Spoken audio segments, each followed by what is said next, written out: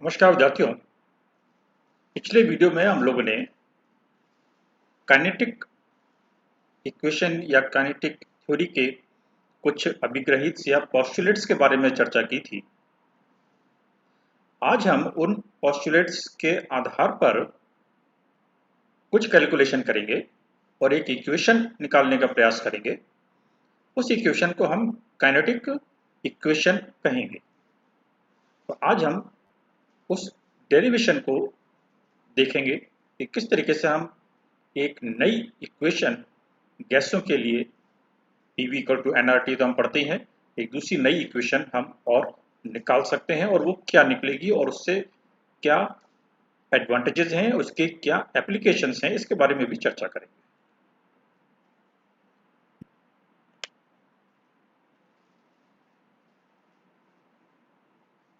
इसको मैं slide show कर देता हूं ताकि ये आपको पूरा बड़े से दिखाई दे।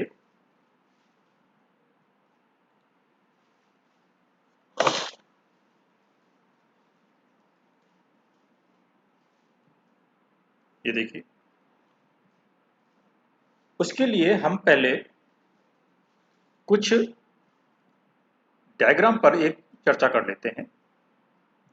सारा दारोमदार इसी डायग्राम पर है।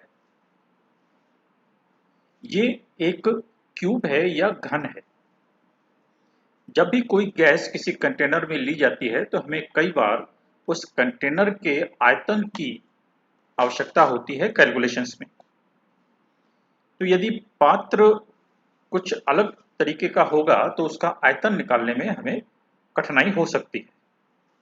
तो ऐसी स्थिति में हम कैलकुलेशन को आसान करने के लिए सबसे आसान जो डायग्राम या मॉडल या कंटेनर कह सकते हैं वो लेते हैं और वो क्यूब है। क्यूब सबसे आसान हमारा सिस्टम बनता है या कंटेनर बनता है जिसकी लंबाई, चौड़ाई और ऊंचाई ये तीनों बराबर होती हैं। जैसे यहाँ पर ए बी, ये हमने इसकी लंबाई ले ली, ये भी एल है, ये ए डी इसकी चौड़ाई ये भी एल है, और ये जी सी इसकी ऊंचाई, ये लंबाई, चौड़ाई और ऊंचाई ये तीनों इसकी एल है। तो हमने एक क्यूब या घन आकृति कंसीडर की है। इसका आयतन L into L into L यानी L क्यूब होगा। आसान है। और इस कंटेनर में कोई गैस भरी हुई है। उस गैस में जैसे अभिग्रहित में हमने कहा कि छोटे छोटे असंख्य संख्या में कण या अणु मौजूद हैं। तो ऐसी स्थिति में हम सभी मॉलिक्यूल्स पर एक साथ कैलकुलेशन नहीं कर सकते।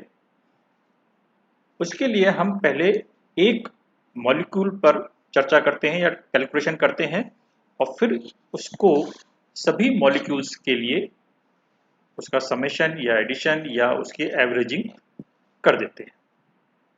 ये एक नॉर्मल प्रोसीजर है। तो यहाँ पर ये हमने एक कण लिया है जिसका मास या द्रव्यमान स्मॉल m है। तो एक कंटेनर जिसकी लंबाई, चौड़ाई, ऊंचाई घन आकृति का है, L है, उसमें गैस भरी है। उसके एक मॉलिक्यूल को हम कंसीडर करें जिसका द्रव्यमान m है, और ये VRMS root mean square velocity, ठीक है। RMS क्या है और क्यों लिया है इसके बारे में भी हम चर्चा बाद में करेंगे। तो CRMS वेग से किसी एक दिशा में गति कर रहा है।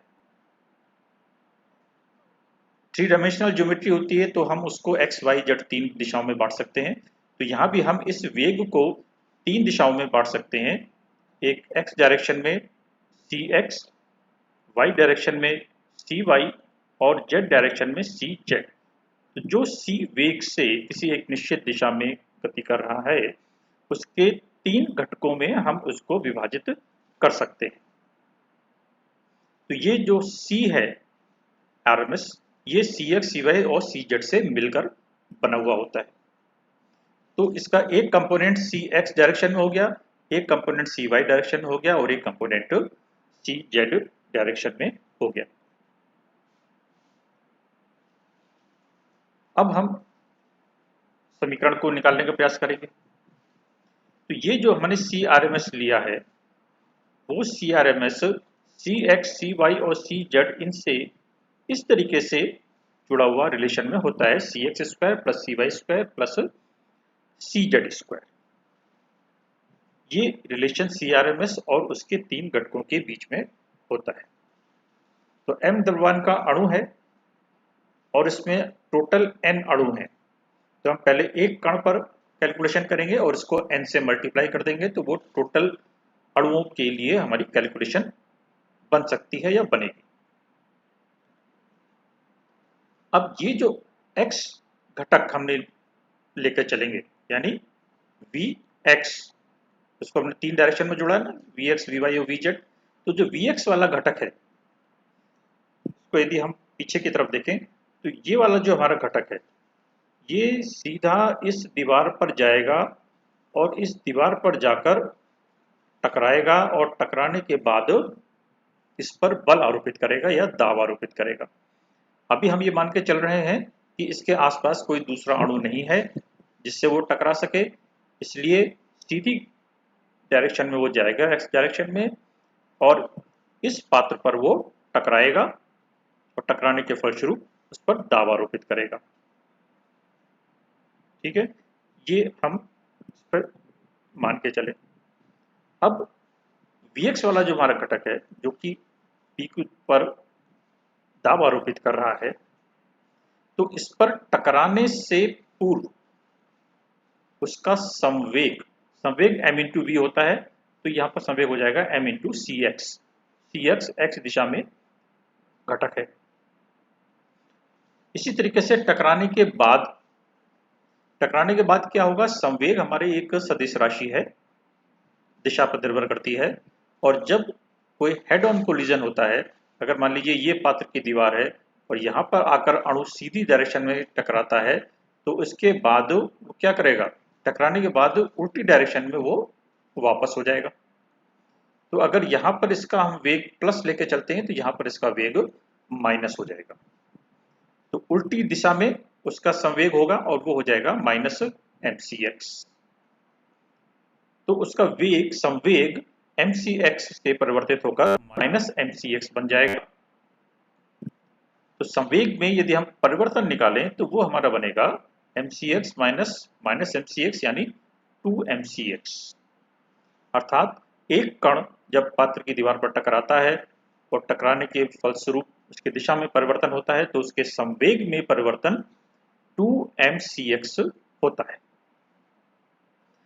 अब टकराने के बाद क्या होगा कि ये अगर दूसरी साइड में भी पात्र की दीवार है तो ये वापस यहाँ पर L दूरी तक चलेगा और यहाँ पर टकराएगा और यहाँ पर टकराने के बाद वो फलस्वरूप वो वापस उल्टी डायरेक्शन में आ जाएगा। यानी वो टकराने से पहले उस पात्र की जो लंबाई है, उस मान लीजिए हमने L ली हुई है, तो वो L दूरी तक चलेगा और फिर टकराएगा। ठीक है, तो L दूरी चलकर वो अपोजिट साइड की दीवार पर वो कण टकराएगा और इस तरीके से उसकी वो गति होती रहेगी और वो दोनों दीवारों के बीच में टकराता रहेगा। तो 1 सेकंड में टक्करें कितनी होंगी, यानी टक्करों की संख्या, अर्थात वो दोनों दीवारों पर कितनी बार टकराएगा 1 सेकंड में, उसको हम निकालते हैं Cx अपॉन L। Cx वेग है और L पात्र की लंबाई है, तो उसको हम Cx अपॉन L से निकालते हैं। ठीक है, यानी अगर जैसे मान लीजिए 20 सेंटीमीटर की हमारी पात्र की लंबाई है और उसका वेग कितना है, 20 सेंटीमीटर इसका मान लीजिए वेग है और 5 सेंटीमीटर उसकी पात्र की लंबाई है, इस तरीके से हम लेके चले तो 5/20 हो जाएगा। तो ये उसका वेग और ये उसका L। तो प्रति सेकंड होने वाला संवेग में परिवर्तन कितना हो जाएगा, x दिशा की हम खाली चर्चा कर रहे हैं, तो संवेग में परिवर्तन इंटू टक्करों की संख्या। एक टक्कर में कितना संवेग परिवर्तन हुआ 2mcx, और एक सेकंड में टक्करें कितनी हुई cx इंटू एल। तो इन दोनों को यदि हम मल्टीप्लाई कर दें तो हमारे पास निकल के आता है कि एक सेकंड में कितना संवेग में परिवर्तन हुआ, यानी 2mcx इंटू सी एक्स अपॉन एल, अर्थात 2mcx स्क्वायर अपॉन एल। इतना संवेग में परिवर्तन एक सेकंड में होगा। ठीक है, और ये कैलकुलेशन सिर्फ एक्स डायरेक्शन के लिए हम कर रहे हैं। तो इसी तरीके से अगर हम वाई डायरेक्शन के लिए करें तो 2mcy स्क्वायर अपॉन एल आ जाएगा, और जेड डायरेक्शन के लिए करें तो 2mcz स्क्वायर अपॉन एल आ जाएगा। तो ये कैलकुलेशन हम तीनों डायरेक्शंस के लिए कर सकते हैं, और यदि हम इन तीनों को जोड़ दें तो x, y और z इन तीनों डायरेक्शंस के लिए हमारे पास प्रति सेकंड संवेग परिवर्तन आ जाएगा। चर्चा अभी हम एक अणु के लिए कर रहे हैं। तो क्या निकला हमारे पास, एक अणु का प्रति सेकंड संवेग परिवर्तन, ये हमने निकाला। तो कैलकुलेशन अभी हम एक अणु पर ही कर रहे हैं। तो यहाँ पर 2m अपॉन एल ये तो कॉमन आ जाएगा, ब्रैकेट में रह जाएगा सी एक्स स्क्वायर प्लस सी वाई स्क्वायर प्लस सी जेड स्क्वायर, जिसको हमने माना है सी आर एम एस।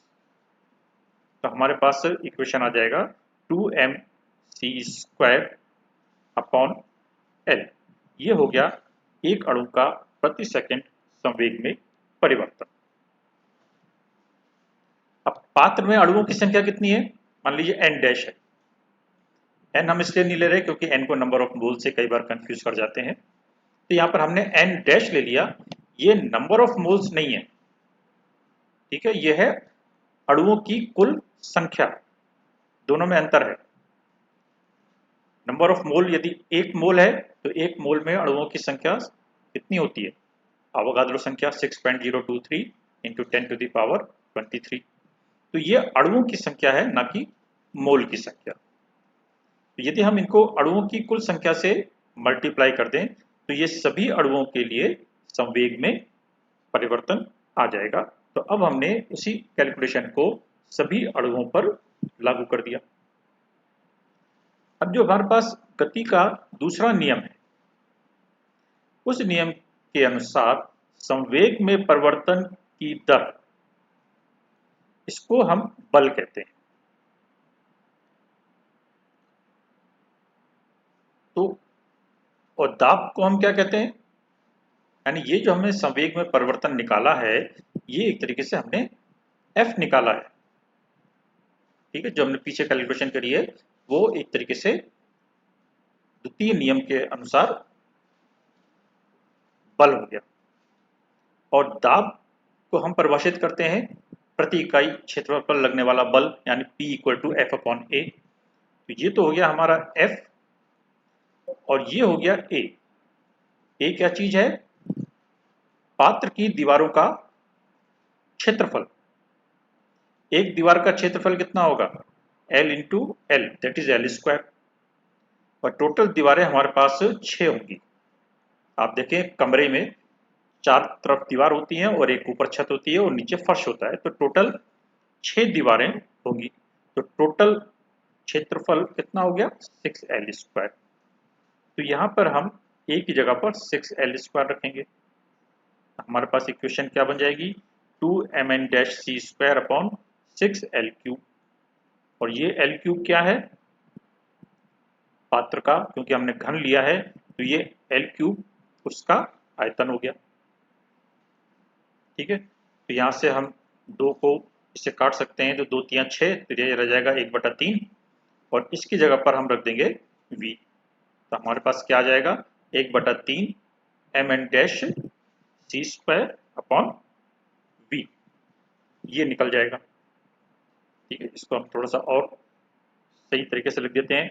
उस V को, ये जो हमारा V है, इस V को यदि हम इधर की तरफ ले जाएं तो ये P से मल्टीप्लाई हो जाएगा, और हमारे पास क्या इक्वेशन आ जाएगी, P into V equal to 1/3 mn dash C square.